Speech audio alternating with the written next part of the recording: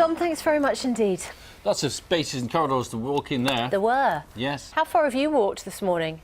It's not very early, we appreciate, 23 minutes past 7. Perhaps you've made a trip to the bathroom, perhaps you've managed to go all the way to the kitchen. The research is suggesting that 1 in 4 of us walk less than an hour a week in total, despite the claims from some experts that it could add years to your life. Well, can it? Dr. Barbara Murray is our GP. Very good morning to you. So, can it add years to your life if you do some extra walking? Yes, well, the evidence is that on average would probably add an extra 3 years to your life. I like to think of it really as a sort of a top-to-toe benefit. So if you look at the top of your head and think about your brain, research has shown that in fact parts of the brain in people who walk regularly are much better developed than in people who don't walk. So for example the hippocampus and the prefrontal cortex, which Hippocampus being part of the brain that's responsible for memory. Those parts of the brain are developed better in people who walk, so it improves your memory. So people with dementia, school children will benefit. It also helps with mental ill health, helps with the feeling of mental well-being, depression, stress. But the other sort of benefits are the cardiac benefits. Yeah. Improving cardiac function, peripheral vascular system. People who have, for example, what we call intermittent claudication, narrowing of the arteries in the leg. Really interesting fact. No end of benefits then Yes. to people who walk. And now we've had an argument this morning, Bill and I, over whether running is the same as walking. Is it about putting one foot in front of the other, or is it actually the motion of walking that is useful? Well, the thing about running is that you're pounding the joints. Right.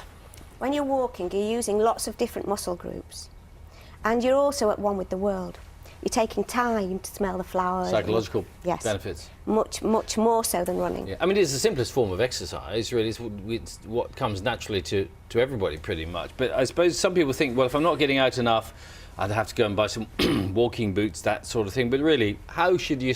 it sounds like an idiotic question. How do you start walking? How do you start walking? Well, I think, you know, you have to look at your own particular circumstances. So, for example, a lady on her own, like myself, I might be a bit intimidated walking at night on my own or, you know, after work, perhaps not so much in this weather. So think about your local circumstance, walking to the shops, but briskly, enough to get your heart rate up, enough to sort of breathe harder and be able to have a conversation, but perhaps not sing. OK, Benedict Southworth can join us now from the Ramblers Association. Very good morning to you, Benedict, because I think it was the Ramblers Association who came up with this figure that many of us walking fewer than 10 minutes a day. Yes, our survey seems to suggest that whilst we know that walking is a good exercise for us, what we're finding difficult is actually getting out and doing it. So we obviously need more encouragement, and that's why this week, together with Walking for Health, we're trying to get 100,000 people out on short free walks to give them a taste of just how good an exercise walking can be. What do you mean by a short free walk? Isn't all walking free? Well, walking can be free, but actually what we find is that a lot of people like to go walking with people. That's part of the social life of walking, the encouragement that they get from walking. They like to go with people.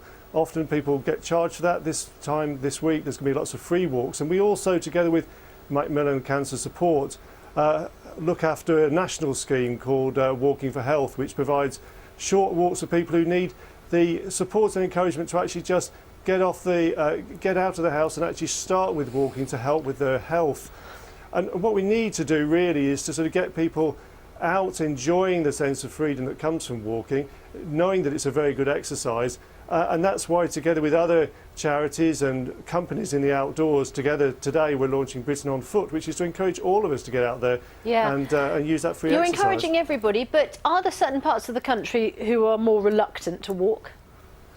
Well, it does seem that if you live in an urban area, if you live further north in England, you'll be less likely to go out and walk. And I think it means that we need to look at the infrastructure that we're providing for walking to make sure that our urban areas are designed to help us go out for a walk, that we know those back routes through the parks rather than going down the main road. And also just a sense that we need to encourage the idea of walking as that free form of transport. And Barbara, the journey of 1,000 miles begins with the first step. I think, not sure who said it, maybe Mao Zedong probably, but even if you're people thinking, right, I need to go out and get started, you don't have to go for a huge route march. You can just go, up to the lamppost corner, come back again. Often I do suggest that to people who say, well, you know, I've got arthritis and I can't walk very far, or just had an operation and my stamina's low. I just say, well, pace yourself, go to the first lamppost, then tomorrow go to the second lamppost. And it can be as simple as that. Just getting out, you have to factor it into your daily routine. Yeah, get out the front door. All right, Barbara, thanks very much. And Benedict, our thanks to you as well. Thank you. 28 minutes past 7. It's time to get the news, travel and weather where you are. We'll see you in just a moment.